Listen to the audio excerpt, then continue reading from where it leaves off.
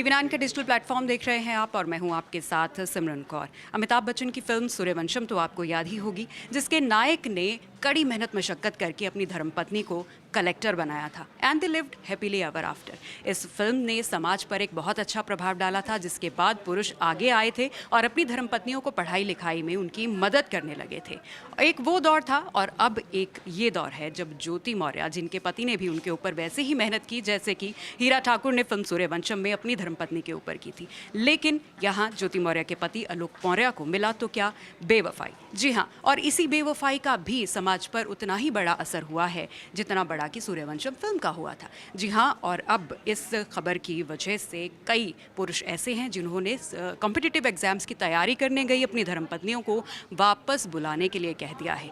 ज्योति मौर्य की बेवफाई से पति इतना डर गए हैं कि वो अपनी धर्मपत्नियों को पढ़ाई छोड़कर वापस आने के लिए कह रहे हैं। चलिए, जनता की इस पर क्या राय है, क्या कुछ कहना है महिलाओं का और पुरुषों का, यंगस्टर्स का, जानते हैं। हमारे साथ श्रुति हैं। तो श्रुति, ज्योति मौर्य केस के बाद ये भी खबर आ रही है कि बहुत सारे पुरुष ऐसे हैं जिनकी धर्मपत्नियां जो कॉम्पिटिटिव एग्जाम की तैयारी कर रही हैं, उन्होंने अब उनको आगे पढ़ाने से इनकार कर दिया है। तो उस केस का पूरे सोशल समाज पर ऐसा प्रभाव पड़ा है, इसको आप किस तरीके से देखती हैं? जैसे आपने बताया कि जो सोशल मीडिया पे ज्योति मौर्य जो छाई हुई हैं, वो आप बक्सर में देखिएगा, बिहार के बक्सर में, वहाँ पर भी ऐसा हुआ। एक पति ने अपनी पत्नी को पढ़ा रहा था बहुत टाइम से, फिर उसने बीपीएससी की वो तैयारी करवा रहा था, उसने छोड़ दिया कि नहीं तुम अब तैयारी नहीं करोगी, जिसके बाद पत्नी ने एफआईआर दर्ज करवाई। ये तो हो गई बक्सर की खबर।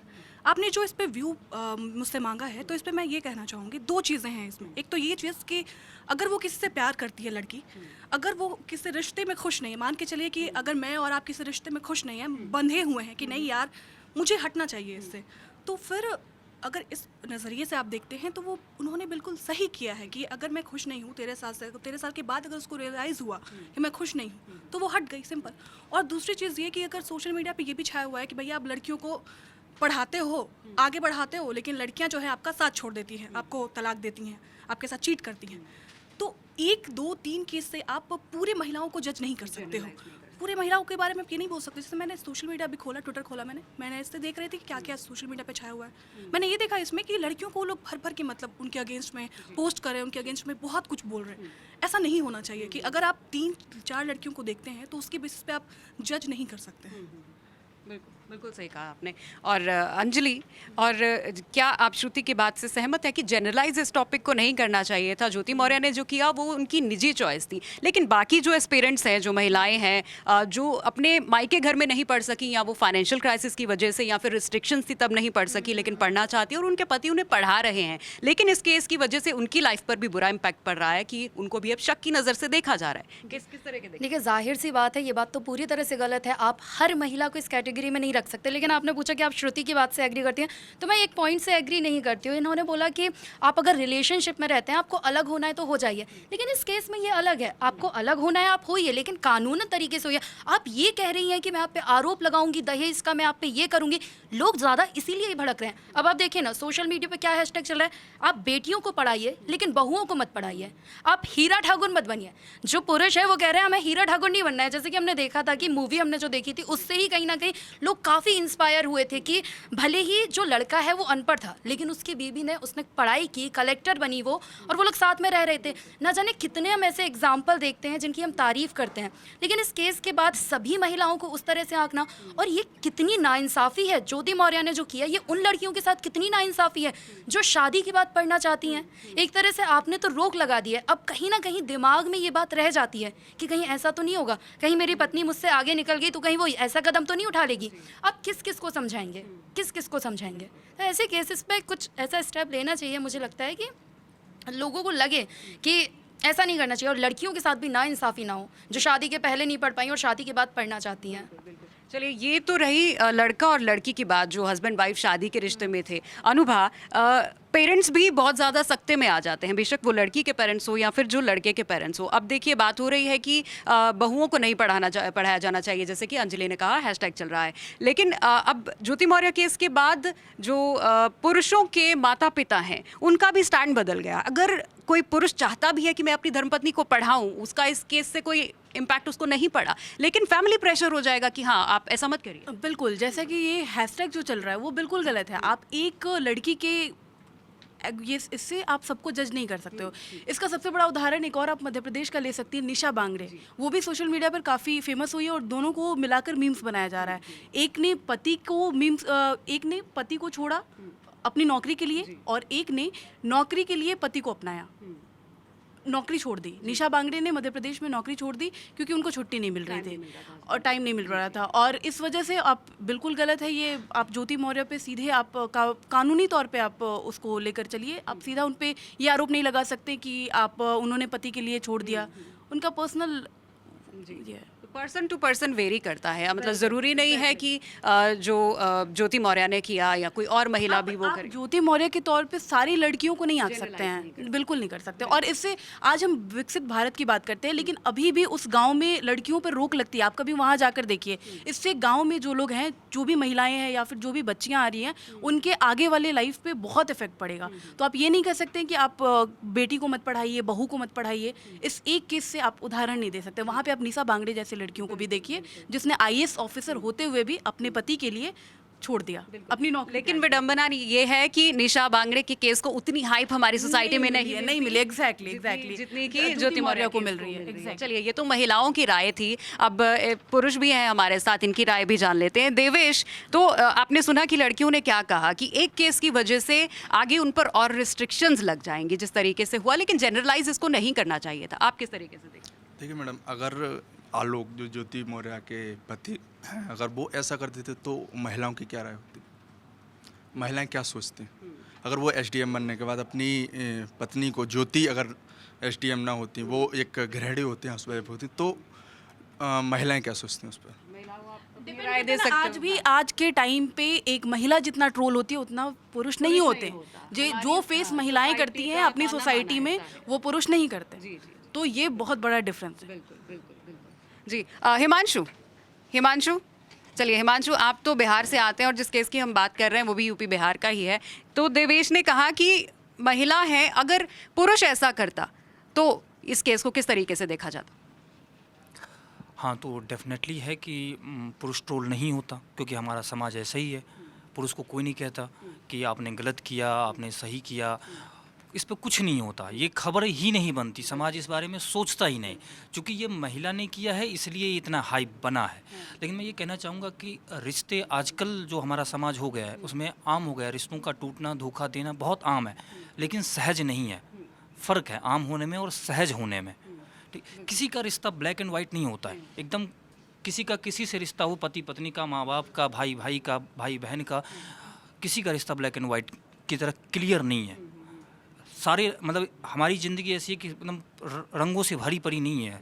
कभी रंगहीन होते हैं, रंग आएंगे, फिर फेड होंगे, फिर आएंगे। तो इसे संभालना ही इंसान का काम है, व्यक्तित्व है। और इसे जो नहीं संभाल पाया वो लेकिन सोशल इम्पैक्ट, हिमांशु, ऐसे केसेस का सोशल इम्पैक्ट आपको नहीं लगता, क्योंकि हमारी सोसाइटी अभी भी पेट्रियार्कियल सोसाइटी है, तो ऐसी जो घटनाएं हैं इनका सोशल इम्पैक्ट उन लड़कियों के लिए बुरा प्रभाव डालता है जो वाकई में आगे पढ़ना चाहती हैं और नहीं पढ़ पाएंगी, और ऐसे केसेस की वजह से और ज़्यादा उन पर ऐसी घटना लड़कियों पे तो बुरा प्रभाव डालती ही डालती है। ऐसे लड़कों, ऐसे मर्दों पर भी बुरा प्रभाव डालती है जो खुली सोच के हैं, जो वाकई में पढ़ाना चाहते हैं।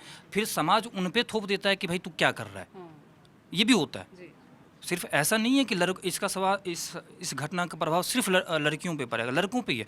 बहुत सारे लोग जो पढ़े लिखे हैं, जो मर्द हैं, वो सोच सकते हैं कि मैं अपनी वाइफ को पढ़ाऊँ, उसे एक अधिकारी बनाऊँ या कुछ बनाऊँ। ज़रूरी नहीं है कि सरकारी ऑफिसर ही बनाए, वो पढ़ा के कुछ और भी करवा सकते हैं। लेकिन उन पे समाज ये थोप देगा कि तू क्या कर रहा है। ये फिर कल को पढ़ लेगी तो उससे ज़्यादा सैलरी उठाएगी, तुझे छोड़ के चली जाएगी। तो ये दबाव लड़कों पर भी पड़ेगा जो खुली सोच के हैं, तो उन्हें भी वो फिर मौका बोल दिया जाएगा, जो अक्सर होता है हमारे समाज में, इतिहास रहा है और होता रहा है। अब आगे इसका और ज़्यादा प्रभाव पड़ेगा, क्योंकि लोगों के जहन में बैठ गई है ये घटना। और एक महिला को या फिर अपनी धर्मपत्नी को अगर कोई पुरुष शादी के बाद पढ़ाना चाहता है तो ये उसका अकेले का डिसीजन नहीं होता, पूरी फैमिली इसमें इन्वॉल्व होती है। पूरी फैमिली की रजामंदी के बाद एक लड़का इतनी हिम्मत जुटा पाता है कि वो ऐसा डिसीजन ले पाए कि अपनी धर्मपत्नी को वो पढ़ाई के लिए सपोर्ट करे या फिर उसे बाहर भेजे। स्वप्निल, तो किस तरीके से इस पूरी घटना को पहली बात तो आप देखते हैं, और जो इम्पैक्ट अब पड़ा है या आगे पड़ेगा, क्योंकि अब एक एग्जाम्पल सेट हो गया है, अब एग्जाम्पल दिया जाएगा कि तुम भी ज्योति मौर्य की तरह तो नहीं करोगी, किस तरीके से देखते हैं? देखिए, मैं अपनी बात रखूं, लेकिन उससे पहले एक बात कहना चाहूँगा कि एक नारी सब पर भारी, फिर भी निशाने पर क्यों ही आती है नारी। दुनिया में हर एक मर्ज का दवाई होती है, लेकिन वहम का कोई इलाज नहीं होता है। अगर आप देखें तो इस पूरे मुद्दे में, जैसे हमारे कलीग्स ने बोला, ज्योति को कैटेगराइज कर दिया गया है कि हाँ भाई अगर कोई इस तरीके की महिला होगी, जनरलाइज कर दिया गया है कि भाई ज्योति ही होगी। ऐसा नहीं होता है। आप देखिए कि हमारे देश, और पर्सनली मैं भी कितनी सारी महिलाओं को जानता हूं जिन्होंने अपने करियर के लिए, अपनी फैमिली के लिए अपने करियर को छोड़ दिया, अच्छे वो पोजीशंस पर गए। तो आपने पिछले दिनों सुना होगा कि एक भारतीय नोटों पे लिखा आ रहा था कि सोनम गुप्ता बेवफा है। सोनम गुप्ता का आपने सभी ने नाम, क्या सोनम गुप्ता को आपने कभी देखा? लेकिन एक जनरलाइज कर दिया गया कि सोनम गुप्ता, मतलब महिला को ही टारगेट किया गया, महिला का ही नाम लिखकर। तो यहाँ पर भी ज्योति मौर्य कहीं ना कहीं मुझे ऐसा लगता है कि सोनम गुप्ता बन रही हैं, और ऐसा नहीं होना चाहिए। पुरुष प्रधान सोच से हम सबको बाहर आना चाहिए, और महिलाओं को भी उतने ही अवसर देने चाहिए, कंधे से कंधा मिलाने वाले, जितने पुरुषों के पास होते हैं। तो आई थिंक इस डिबेट, फिर अगर महिला फिर बेवफाई करे मेहनत करने वाले पति के पीछे, तो फिर क्या कहेंगे आप? देखिए वन ऑफ केस होते हैं, इतना बड़ा देश है, 140 करोड़ का देश है, यहाँ पे केसेस आएंगे। लेकिन एक केस के बिना पर अगर हम उसके आधार पर हम पूरी सोसाइटी को, पूरी महिला कम्युनिटी को या पूरे उसको हम करें, तो ये गलत है, सरासर गलत है। जी बिल्कुल सही। चलिए सर हमारे साथ हैं। सर पूरे केस में आपने सुना कि क्या यंगस्टर्स की राय है? आपकी शादी हो चुकी है, क्योंकि ये सब तो अभी लाइन में लगे हुए हैं, तो आप किस तरीके से इस पूरे मैटर को देखते हैं? मैं इस मैटर को ना दो तरह से देखता हूँ, पॉजिटिव भी और नेगेटिव भी। एक वे तो ये है कि पढ़ाते रहना चाहिए, पढ़ते रहना चाहिए, दोनों चीज़ें करनी चाहिए। सरकार भी कहती है बेटी बचाओ बेटी पढ़ाओ, तो बेटी अपनी भी पढ़ाओ और दूसरे की भी पढ़ाओ, तो उसको तो बरकरार रखना चाहिए। दूसरी चीज़ ये है कि मैं खुद भी एक उदाहरण हूँ अपने आप में ही। मेरी वाइफ भी शादी के बाद मैंने उसको लॉ कराया, दिल्ली हाई कोर्ट में एडवोकेट है और अपनी प्रैक्टिस कर रही हैं लेबर लॉस में। तो अगर मैं ऐसा सोचता, और दूसरी बात यह है कि नेगेटिव, अब जो उन्होंने किया ज्योति मौर्य ने, उसका अगर कोई उनके समर्थन में सोचना चाहेगा तो वो ये कह सकता है कि दिल है, आ सकता है, ठीक है। इसका क्या कीजिए। लेकिन जो प्रताड़ना के केसेस लगाए जा रहे हैं, डॉरी के केसेस लगाए जा रहे हैं, वो तो गलत है। देखो, जब कभी युद्ध होता है ना, चाहे पति पत्नी का हो, चाहे दोस्तों का हो, चाहे कुलीग्स, फिर वो युद्ध किस स्तर तक जाएगा और किस स्तर तक ऊपर जाएगा, किस स्तर तक नीचे जाएगा, इसको आप आंक नहीं सकते हैं।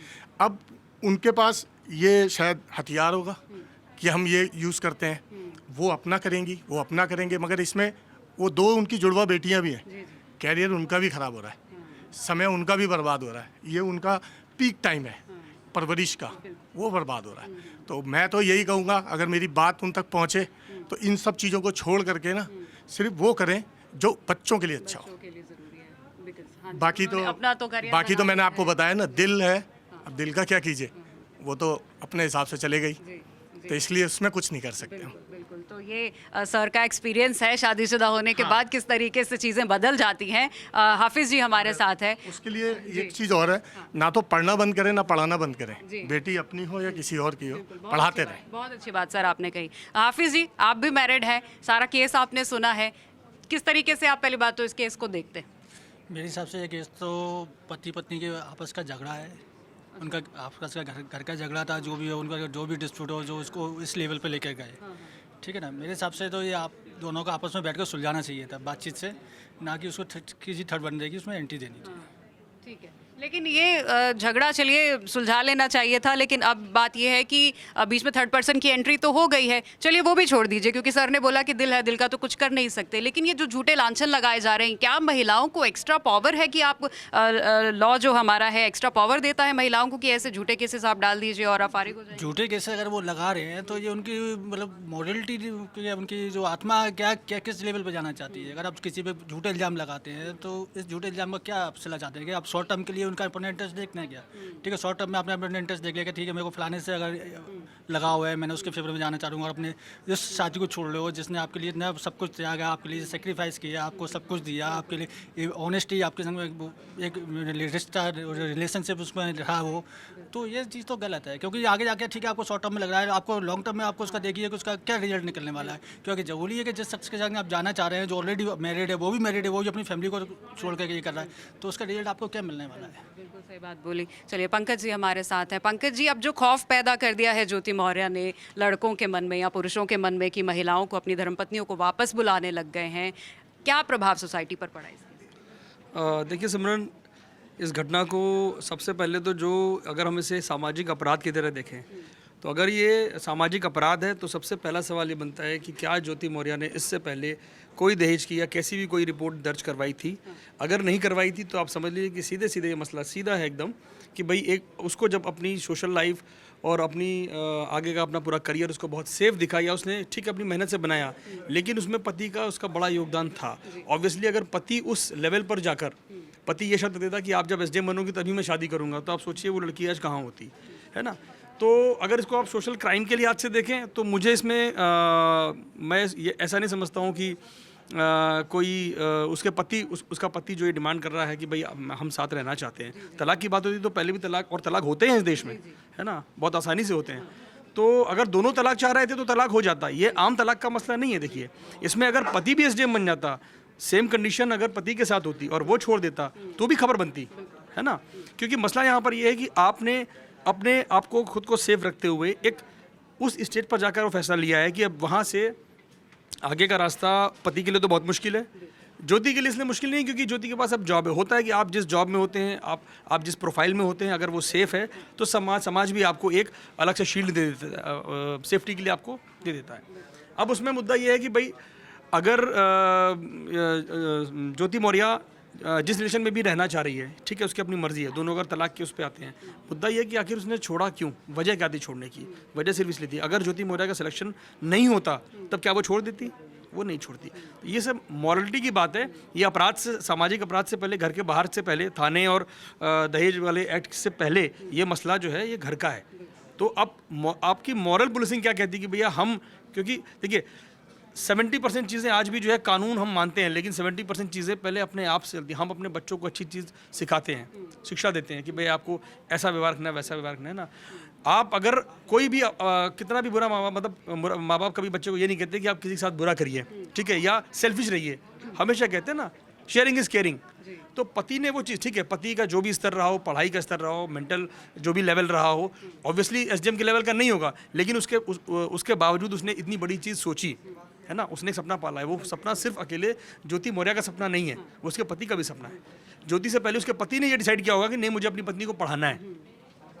मेहनत ज्योति ने की, पोजीशन ज्योति को मिली, लेकिन उसके पति ने बराबर संघर्ष किया उसमें, और आज उसको ऑब्वियसली ये तकलीफ उसको होगी। तो सबसे पहला सवाल ज्योति मौर्य से बनता है कि अगर क्या सेम कंडीशन ऐसी होती कि आप अपने पति के लिए इस तरीके से संघर्ष करती और इंतजार करती कि वो एसडीएम बने, और एसडीएम बनने के बाद अगर वो आपको छोड़ देता तो फिर क्या आप उस चीज़ को उतनी आसानी से एक्सेप्ट कर लेती इन बिटवीन, उस कंडीशन में कि जब आपको पता है कि आपसे तलाक हुए बिना वो किसी और रिलेशन में गया हुआ है।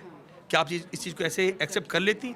अगर नहीं कर पाती तो सबसे बड़ा जवाब उनके पास मुझे लगता है खुद ही है। बिल्कुल आपने सही बोला। और मुझे लगता है कोई भी रिश्ता हो, चाहे हस्बैंड वाइफ का हो या घर में कोई भी और रिश्ता हो, इम्पैक्ट उसी शख्स को ज़्यादा पड़ता है जिसने एफर्ट किया हुआ होता है। लेकिन फिर भी मैं TV9 के माध्यम से ये कहना चाहूँगी कि इस घटना को एक एग्जाम्पल ना बनने दिया जाए इस चीज़ का कि जिस तरीके से ज्योति मौर्य को अब देखा जा रहा है, इस केस को देखा जा रहा है, और जो पुरुष हैं वो अपनी धर्मपत्नियों को पढ़ाने से अब गुरेज कर रहे हैं। इसको बिल्कुल भी इस तरीके से नहीं देखा जाना चाहिए, जस्ट एन अदर केस। और हर बंदे की पर्सनल लाइफ में क्या क्या प्रॉब्लम्स रहती हैं या किस तरीके से वो अपनी लाइफ को आगे देखता है या आगे ले जाना चाहता है, ये उनकी पर्सनल चॉइस होती है। और हर कोई शख्स, मर्द हो या औरत, आदमी हो या औरत, हर कोई शख्स अलग अलग है। तो एक केस की वजह से सबको जनरलाइज करना भी सही नहीं है। TV9 डिजिटल के लिए कैमरामैन राहुल सिंह के साथ सिमरन कौर, नोएडा।